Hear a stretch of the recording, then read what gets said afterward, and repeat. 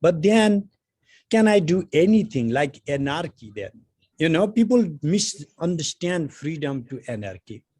No, you have the second concept we have is Svabhāva, one's own inherent nature, intrinsic nature. Every living being is unique. You can almost say every entity in nature is unique, but one thing for sure is there are no two living organisms that can be replaced. They are always unique. Some characteristics we may not know how the monocellular beings have some different tropes within each others, but let us hope science evolves to that level. But they have the capacity, tendency to be unique. And that uniqueness manifests in your Svabhāva, your own self-expression. And your job is to recognize what is your inherent nature. What do you really, really want? What do you really, really think of doing?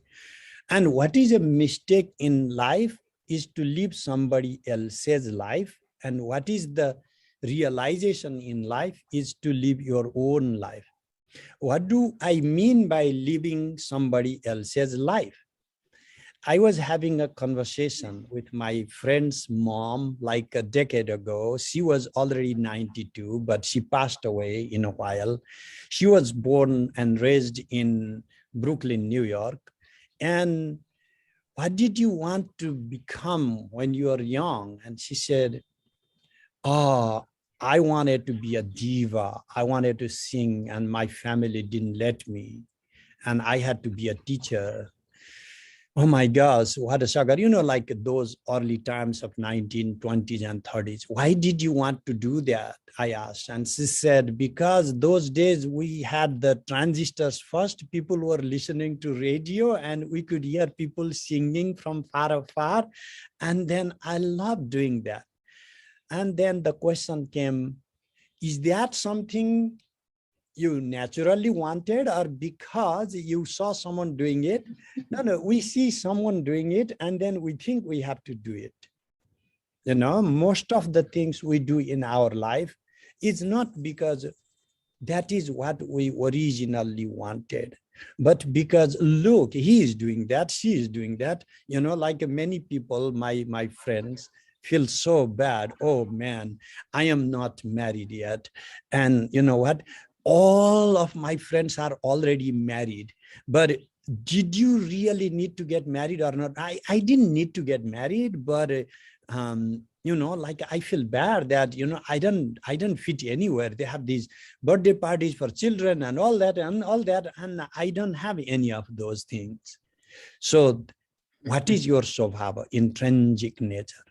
But how can we help you tap into your Svabhāva? That is where the practice of mantra and practice of mandalas come to recognize. First of all, make a journey inward into yourself, to go deep into you, recognize your true nature, and without allowing something to contaminate your sole purpose of being.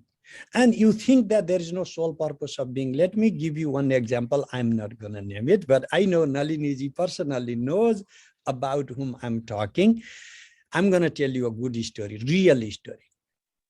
I have a friend who lives in Los Angeles, and he's a very successful software engineer. He has made a goddamn good amount of money. And maybe 8 years ago, when I was having a very good conversation with him, he says, my whole life has been a mistake. Oh my gosh, what are you talking about like that? Why would you say such a horrible thing? He says, we came to America in 1980, and my parents, my dad, he was, wanted to be a good engineer. And because he told me, I never thought about what I wanted to be. And I joined the school and I became an engineer. And now after working for like 2 decades, I kind of realized that it's not in me. Making money, working in a software company, it's not in me. That's not my nature.